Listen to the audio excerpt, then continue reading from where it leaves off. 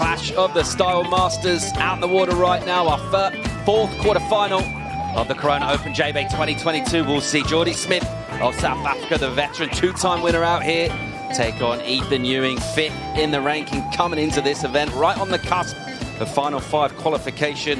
It's almost infuriating to see someone have such a casual, confident approach at a wave. Here he goes. Live action, Jordy Smith takes a wave and clicks off the top for a setup turn. You can hear the crowd getting into voice as their man sets himself up for a run down a Jeffreys Bay wall. Jordy Smith pumping off the bottom into the lip, just clips it and just kind of glides into that recovery bottom turn.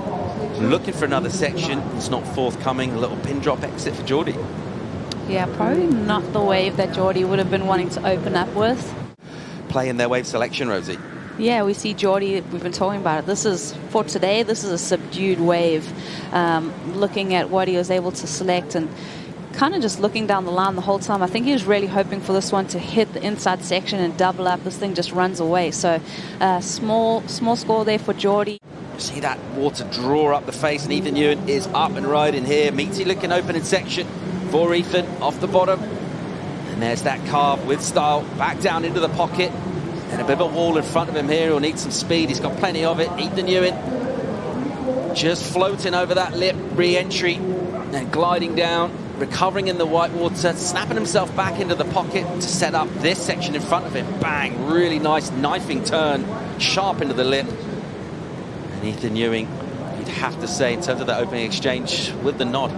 Yeah, this guy does not fall. He is so steady on his feet. Here's another look at Ethan. Ethan just placing that maneuver there, that down carve, so beautiful.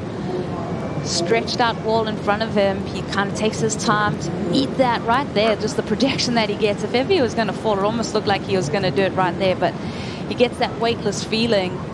He is just so good at controlling what the wave is handling, sending at him. He never looks kind of behind the wave or rushed or kind of in two minds of what maneuver he wants to do.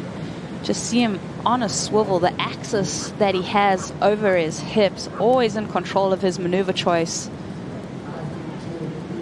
Beautiful way to open up this heat for Ethan Ewing. There you see his feet just do a little bit of a shuffle, gets that weightless feeling. I feel like the only real danger for Ethan Ewing is making things look too easy. Several points better than Jordy's opening effort. You got a feeling Jordy is going to wait for a good wave and show us the best of what he's got. Let's pick up live action right now. It is Ethan Ewing on the inside, a smaller wave. Just a little suppressed in terms of the energy for the opening section. And there's a view as we see both of our surfers just absolutely caning down the line with speed. Ethan Ewing attacking the lip, recovers it, and just pumps to try and get around the section. This white water can run away from you, but the waves that have this little gap in the middle section, he'll just wait and see if it offers up much on the inside. It doesn't. And a kick out from him. Let's hope for a dramatic finish. Jordy Smith looking to put numbers on the board here. There's a concerted effort, a paddle puts him behind. And that's been a little bit of the story of this heat. Been a little bit out of sorts here, Rosie. Yeah, this is so uncharacteristic of Jordy, especially out here. I mean, it's just taken a long time for him to kind of wake up and stamp his authority on this heat. Ethan Ewing turns around and goes right in front of Jordy Smith, the heat leader. He's got the 6.83, wants to wash off the 3.2. He'll be patient at the bottom of this wave, set up a first turn, and then a section will stand up in front of him. What's he got? He'll go carving and putting that rail all the way back into the white water. Smooth redirection from him. Another set-up turn from Ethan, has a little look out the back. And he'll get an inside section here and surf it through. It'll stand up again on the inside into the lip. Ethan, really smooth. And again, still going. Slightly different line through that turn as he puts more pressure on the tail. And finishes off down right on the inside. You think about that 3.2 that he's got. Really good chance of improving on that. Yeah, so that was Jordy utilizing his priority, and then on the second wave of the set, Ethan's able to kind of glide through this whitewater section, and he's met with an open face to kind of do these carving maneuvers. This move, beautiful sweep roundhouse, not seeing anything critical up in the lip. You see that wave has that kind of shouldery tape off to it, so I don't think Ethan's going to get a massive score. He even kind of looks over his shoulder to see if there's something better that he could engage on.